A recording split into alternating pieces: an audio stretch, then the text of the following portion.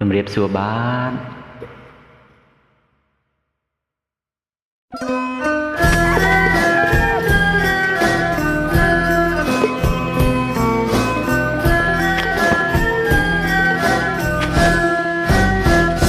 មួនរងាវលឺ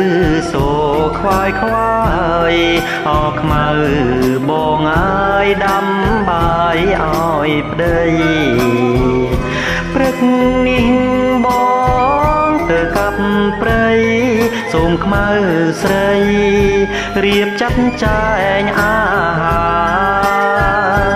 ខានស្អែកបងចាប់ជួស្រែឲ្យតន់ខែ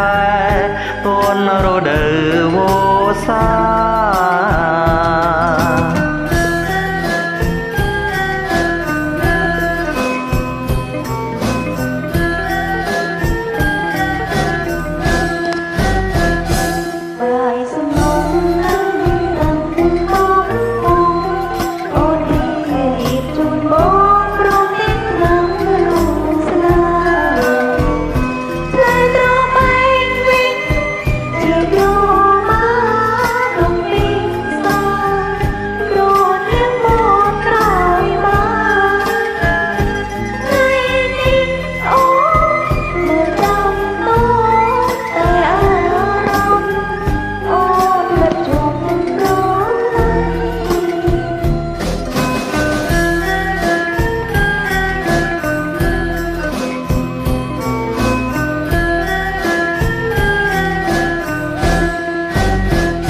ខ្មៅអូនអើយខ្មៅស្រស់នួនអ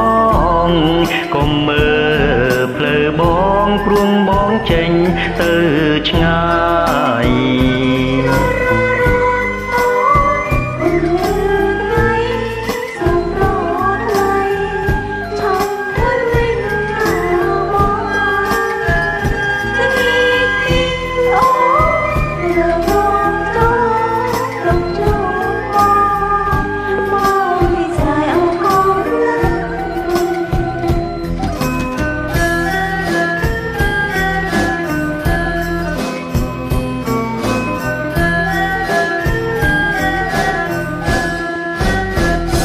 មួនរងាវលឺ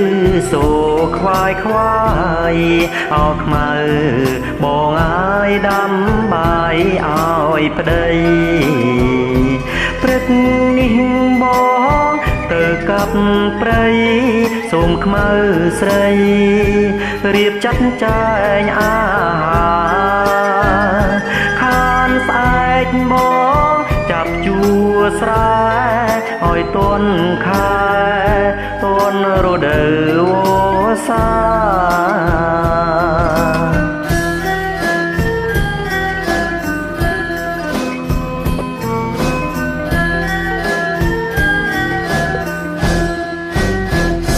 បាយសំណុំនឹងតឹងបងបងអូនរៀបជូនបងព្រមទាំងខ្ញុំគ្រូស្លាថ្ងៃត្របែកវិញជាក្រមាបំពីសារលឹងមកក្រោយមកថ្ងៃនេះអូននឹងចាំតតែអារម្មណ៍អូនគិតជុំនឹងប្រឡាយ